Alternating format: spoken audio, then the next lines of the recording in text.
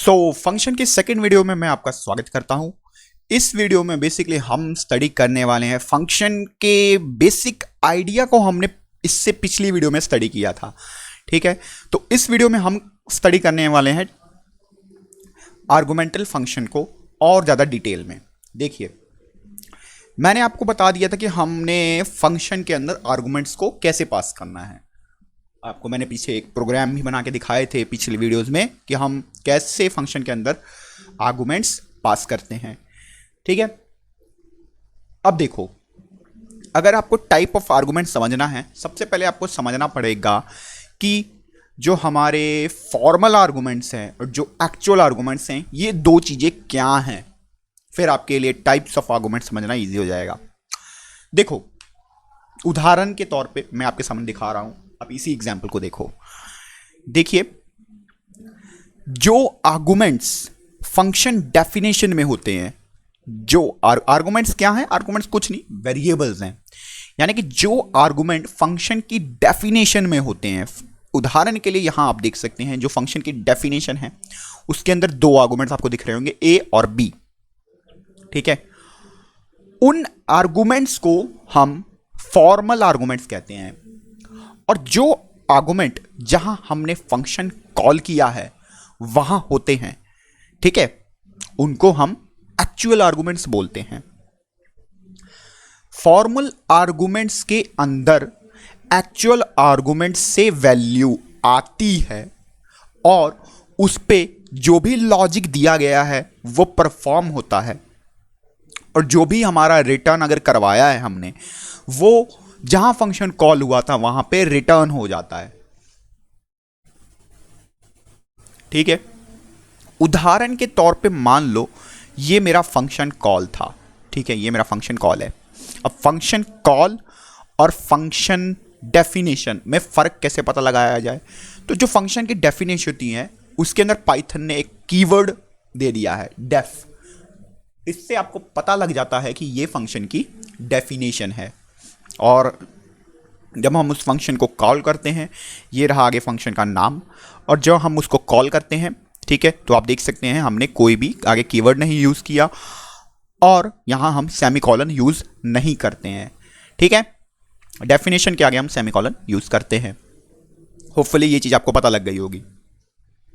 तो इस उदाहरण में ये जो 10 और 20 हैं, ये इस आर्गुमेंट के अंदर, यानी कि फॉर्मल आर्गुमेंट, एक्चुअल से फॉर्मल में जाएंगे। और मान लो मैंने अगर सम का लॉजिक दिया था, a प्लस बी मैंने अगर रिटर्न करवाया था, तो जहां पर भी मैंने इसको कॉल किया ये वहां रिटर्न हो जाएगा। ठीक है, ये बातें हमें समझ आ गई। चलिए अब थोड़ा फिर आगे बढ़ते हैं। आपको फॉर्मल और एक्चुअल पता लग गया ना, आगे चलते हैं। ये वैसे अगर किसी ने पुरानी कोई भी प्रोग्रामिंग लैंग्वेज की है तो उनको ये चीजें तो पता होंगी। आगे देखते हैं types of argument in Python. ठीक है, हमारे पास पाइथन के अंदर 4 तरह के आर्गुमेंट्स अलाउड हैं। जो सबसे पहले टाइप ऑफ आर्गुमेंट है वो है पोजिशनल आर्गुमेंट्स। देखो, आपको नाम से तो पता लग गया होगा ये किस टाइप के अंदर आता है, फिर भी हम इसको पढ़ेंगे, अभी थोड़ा देर में पढ़ने वाले हैं।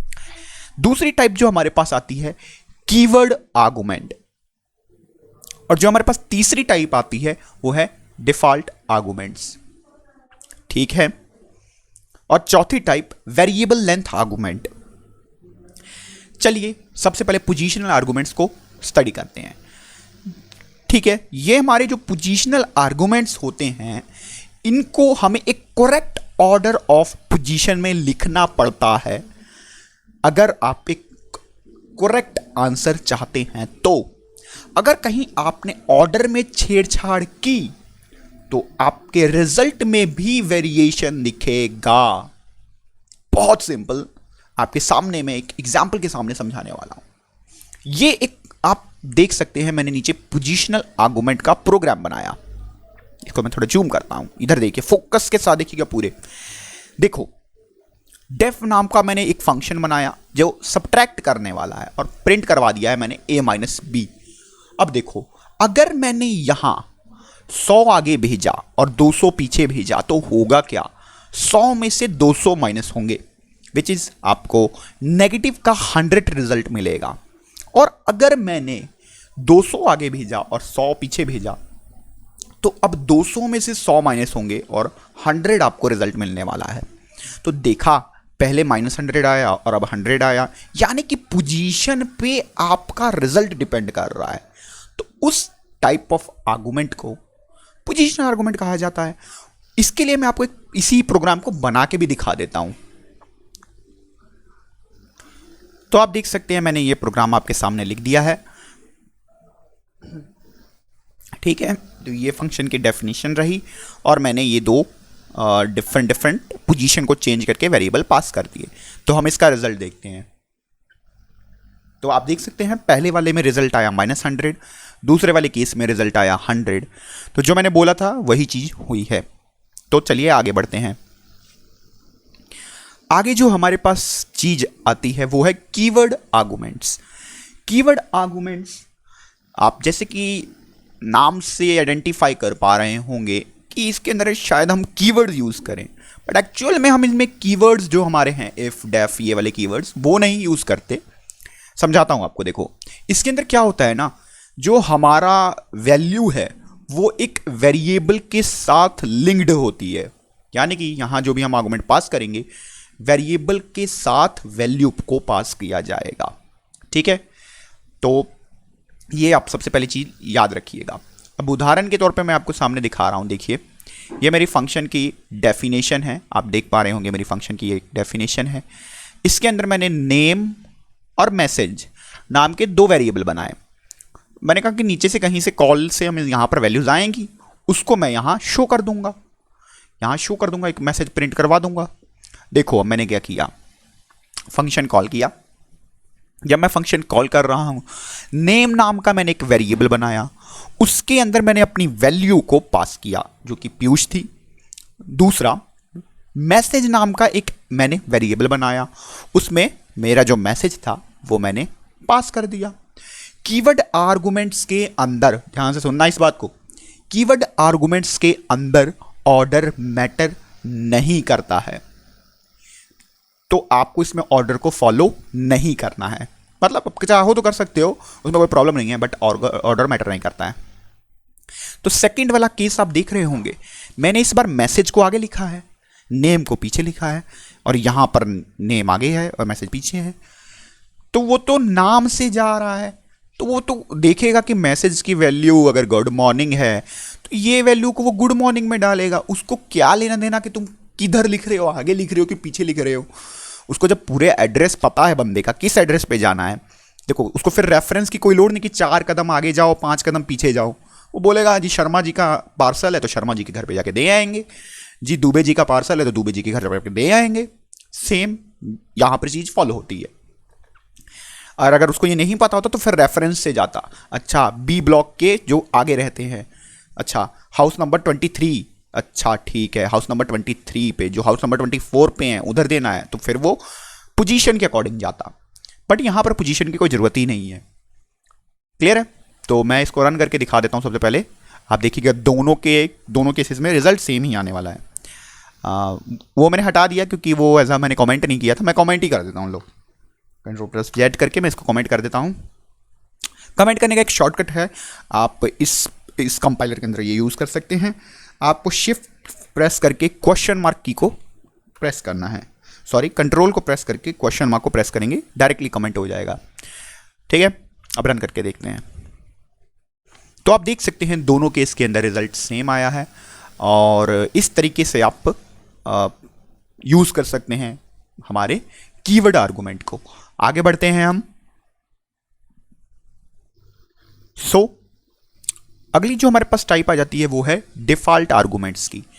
देखो डिफॉल्ट आर्गुमेंट में क्या होता है, जो आपके फॉर्मल आर्गुमेंट्स होंगे ना, आप उसके अंदर पहले से ही कोई वैल्यू को डिफाइन करके रख दोगे।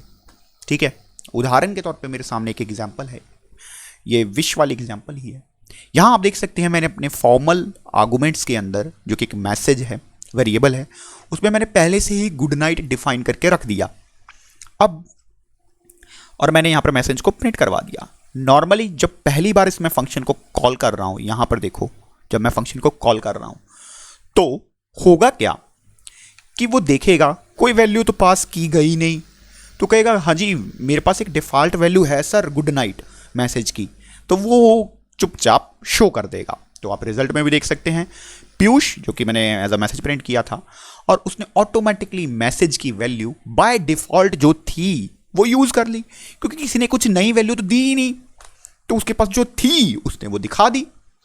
ठीक है, अब सेकंड वाले आप एग्जांपल के मतलब एग्जांपल नहीं, सेकंड वाले केस के अंदर जाइए 12 नंबर पे जो है, यहां आप देख सकते हैं मैंने इसको पास किया गुड मॉर्निंग। अब ये गुड मॉर्निंग मैंने इसको पास किया, तो अब उसको एक नई वैल्यू मिल गई है जो वो मैसेज के अंदर डाल सकता है। तो वो क्या करेगा, ये गुड मॉर्निंग वैल्यू को डाल देगा मैसेज नाम के वेरिएबल में। तो सेकेंड टाइम क्या प्रिंट होगा, गुड मॉर्निंग। तो आप देख सकते हैं पीयूष गुड मॉर्निंग, उसने विश किया मेरे को। ठीक है, पता लग गया ना डिफॉल्ट आर्गुमेंट क्या होता है। अब थोड़ा सा और इसको डीप में समझने की कोशिश करते हैं। Wait a second. सो आपको बेसिकली जब भी डिफॉल्ट आर्गुमेंट बनाना है, आपको एक आप कह सकते हो ऑर्डर को फॉलो करना है। ऑर्डर क्या है कि आपको हमेशा जो डिफ़ॉल्ट आर्गुमेंट बनाना है वो पीछे बनाना है। अगर मान लो ये एक नॉन डिफ़ॉल्ट आर्गुमेंट था, ठीक है, तो इसको हमेशा नॉन डिफ़ॉल्ट आर्गुमेंट को हमेशा आगे रखना है प्रेफरेंस वाइज, और डिफ़ॉल्ट आर्गुमेंट को हमेशा पीछे रखना है। उल्टा आप अगर करेंगे तो आपका एरर आएगा, वो भी मैं करके आपको दिखा दूंगा। इस उदाहरण में आप देख सकते हैं मैंने एक नॉन डिफ़ॉल्ट आर्गुमेंट बनाया नेम, जिसमें मेरा नाम आ जाएगा। ठीक है, और उसके आगे एक मैंने डिफ़ॉल्ट आर्गुमेंट था मेरे पास, आप देख सकते हैं डिफ़ॉल्ट आर्गुमेंट मैसेज था जिसके अंदर कोई डिफ़ॉल्ट वैल्यू मैंने डाली थी। इस उदाहरण के अंदर आप देख सकते हैं मैंने डिफ़ॉल्ट वैल्यू डाली थी, यहाँ से मैंने पास कर दिया गुड मॉर्निंग, तो ये मैसेज में चला गया होगा और पीयूष नेम में चला गया होगा, और मुझे मेरी स्क्रीन पे एक मैसेज जो है वो शो हो जाएगा। तो आप देख सकते हैं यहाँ पर रन भी करके दिखा देता हूँ, मैसेज शो हो रहा है। अगर आप ऑर्डर को ब्रेक करते हैं, मैं ऑर्डर को ब्रेक कर देता हूँ। मैंने आपको बोला था कि जो डिफ़ॉल्ट हैं वो बाय खुद ही आइडेंटिफाई करके चले जाते हैं, बट इस केस में ऐसा नहीं होगा। ठीक है, करके देख लेते हैं एक बार ट्राई। यहाँ पर मुझे नेम नाम का वेरिएबल बनाना है। देखो अब आपको लगना मतलब ये होना चाहिए था, एक्चुअली आपको लग रहा होगा कि ऐसा हो। ठीक है, ये चला जाए नेम में और ये चला जाए मैसेज में, ये तो ऑटोमेटिकली मैसेज में जाना ही है, ये तो कंफर्म है। देखते हैं रन करके, इसने एरर दिया। यही मैं आपको समझाना चाहता था कि ऐसा नहीं होता, ऑर्डर आपको फॉलो करना पड़ेगा डिफ़ॉल्ट आर्गुमेंट के। कहता कि नॉन डिफ़ॉल्ट आर्गुमेंट हमेशा आगे होने चाहिए डिफ़ॉल्ट आर्गुमेंट्स के। नॉन डिफ़ॉल्ट आर्गुमेंट हमेशा आगे होने चाहिए डिफ़ॉल्ट आर्गुमेंट से। तो मैंने एक बार आपको सही तरीके से भी करके दिखाया और एक बार गलत तरीके से भी करके दिखाया कि आपको पता लग जाए कि चीज़ें काम कैसे कर रही हैं। ठीक है, तो हमने बेसिकली पोजिशनल आर्गुमेंट्स और डिफ़ॉल्ट आर्गुमेंट्स ये दोनों कर लिए। आगे बढ़ते हैं हम अपने तीसरे टाइप की ओर। तो चलिए अब समझने का कोशिश करते हैं हम वेरिएबल लेंथ आर्गुमेंट्स क्या होते हैं।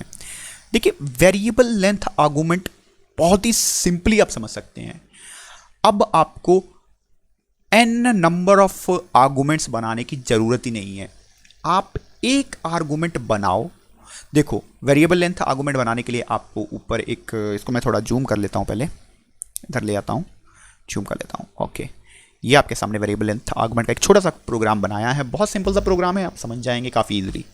देखो सबसे पहली चीज़ आप याद रखो, वेरिएबल लेंथ आर्गुमेंट बनाना है तो आपको जो भी आप अपना वेरिएबल लेंगे उसके आगे एस्ट्रिक साइन को यूज़ करेंगे, आप स्टार भी बोल सकते हो इसको।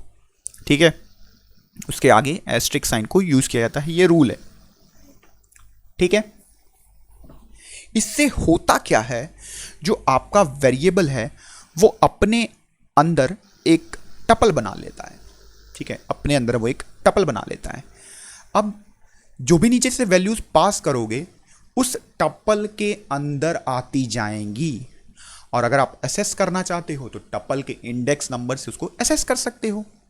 काफ़ी इजी है ये समझना। उदाहरण के तौर पे नीचे आप देख सकते हैं मैंने 10, 20 और 30 इन तीनों को पास किया। ये वैल्यू की उस, अब ये आपके सामने टपल दिख नहीं रही है बट बिहाइंड द सीन यही हो रहा है, ये वैल्यू की उस टपल में चले गए, वैल्यू नाम के वेरिएबल की उस टपल में चले गए।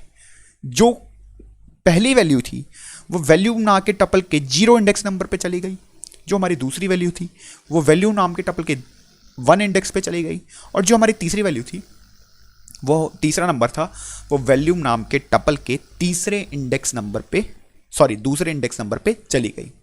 और ये सारी वैल्यूज़ को मैंने ऐड करवाया और एक z नाम के वेरिएबल में स्टोर करवा दिया, और आखिरी में मैंने उस z नाम के वेरिएबल को प्रिंट कर दिया। तो मैं इसको रन करूंगा तो आप देख सकते हैं यहां पर मेरे पास 60 आ गया है, जो कि 10 + 20 + 30 60 होता है। काफी सिंपल था ये समझना, ठीक है। इसी तरीके से आप जितने भी हमारे आर्गुमेंट्स थे उनको मिक्स करके भी चीजें बना सकते हैं। डिफॉल्ट को मिक्स कर लो। अच्छा, ऐसा भी है कि मैं चाहूं तो इधर एक नॉन डिफॉल्ट आर्गुमेंट भी ले लेता हूं, x या कुछ भी ले लो, x y z जो भी ले लो, और मैं उधर से होगा क्या, अब यहां पर देखो, इसको हटा देते हैं, इसको हम हटा देते हैं, या पास भी कर लो कोई दिक्कत नहीं है, Ctrl+Z कर लेता हूं।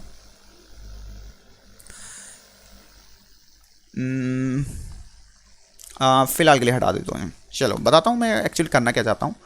हाँ, तो x प्लस हाँ, इस वाले केस में क्या होगा कि जो पहली वैल्यू थी वो तो चली जाएगी आपके x में, और जो हमारी आगे की दो वैल्यूज़ हैं यानी कि 20 और 30 वो चली जाएंगी हमारी वैल्यू नाम के, जो कि वेरिएबल लेंथ है, मतलब वेरिएबल लेंथ का एक वेरिएबल है, उसके अंदर in the form of tuple. तो उसका जो 20 है वो 0 इंडेक्स पे चला जाएगा, और जो हमारे पास 20 के बाद जो अगली वैल्यू है 30 वो 1 इंडेक्स पे चला जाएगा। तो ये प्रोग्राम अभी भी चलेगा। मैं आपको एक्स मैंने पास किया, ठीक है, हाँ सब कुछ सही है। तो अभी भी आप आंसर देख सकते हैं साइड में 60 ही आया। तो आप ऐसा भी कर सकते हैं, कीवर्ड आर्गुमेंट भी आप पास कर सकते हैं, बट कीवर्ड आर्गुमेंट पास करना जो है वो भी आप इसके अंदर फॉलो अप कर सकते हैं। और हमने किया था डिफ़ॉल्ट आर्गुमेंट भी पास कर सकते हैं, बट डिफ़ॉल्ट आर्गुमेंट में जो रूल था वो उसको आपको अपने दिमाग में रखना है। मैंने वो रूल बता दिया था आपको, थोड़ी देर पहले ही बताया है कि हमेशा जो हमारा फॉलो किया जाता है रूल, कि आपको जो पहले जो यूज़ करना है वो आपको आइडेंटिफाई होना चाहिए कि क्या यूज़ करना है, ठीक है। मैंने बता दिया है, आप पीछे देख सकते हैं, ठीक है। तो हमने 4 तरह के आर्गुमेंट्स, टाइप्स ऑफ आर्गुमेंट्स किए। सबसे पहले हमने स्टडी किया था इसके अंदर कि फॉर्मल आर्गुमेंट्स क्या हैं, एक्चुअल आर्गुमेंट्स क्या हैं। फिर हमने स्टडी किया इसके अंदर पोजिशनल आर्गुमेंट्स क्या हैं, पोजिशनल आर्गुमेंट्स से क्या प्रॉब्लम क्रिएट हो सकती है। फिर हमने स्टडी किया इसके अंदर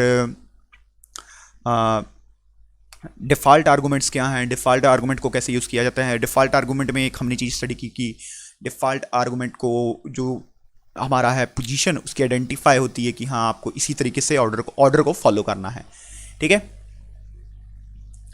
सो और ये जो हमारा था वेरिएबल लेंथ आर्गुमेंट, ये भी हमने इसके अंदर स्टडी किया। तो हमारी बेसिक जो अभी ये सेकंड वीडियो है ये कवर हो गई है अपनी फंक्शन की। इसके बाद अभी फंक्शन खत्म नहीं हुआ है, फंक्शन की हम और वीडियोस भी कवर करने वाले हैं। तो थर्ड वीडियो में हम बात करेंगे लोकल ग्लोबल वेरिएबल की, वहाँ पर भी हम थोड़ी चीज़ें और अच्छी तरह समझेंगे और हम इस पर बहुत सारे प्रोग्राम भी करेंगे, ठीक है, जिससे हमारे कॉन्सेप्चुअल अंडरस्टैंडिंग काफ़ी ज़्यादा बेहतरीन हो जाएगी। क्योंकि फंक्शन एक बहुत ज़्यादा इंपॉर्टेंट टॉपिक है पाइथन के अंदर या किसी भी प्रोग्रामिंग लैंग्वेज के अंदर, और इसको अच्छी तरह आपको समझ में आना चाहिए। अगर ये आपको एक बार अच्छी तरह समझ में आ गया तो आगे जब हम मैथड्स पढ़ेंगे ऊप्स के अंदर, ऑब्जेक्ट ओरिएंटेड प्रोग्रामिंग के अंदर मैथड्स, क्लासेस, तो वहाँ आपकी अंडरस्टैंडिंग एकदम पूरी स्मूथ होने वाली है। तो तब तक के लिए गुड बाय, मिलता हूँ मैं आपको अगली वीडियो में।